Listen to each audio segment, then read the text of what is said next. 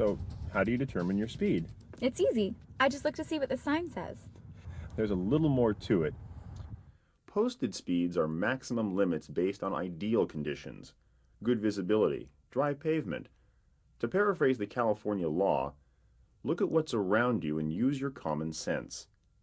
Slow down in bad weather, in heavy traffic, or when there's a hazard up ahead.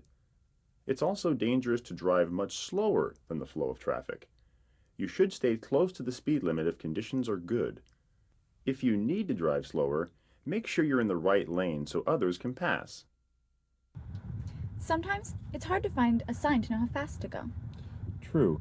Some areas don't have signs because they have a legally mandated speed limit. Residential areas, business districts, and school zones where children are present have a maximum limit of 25 miles per hour unless signs say otherwise.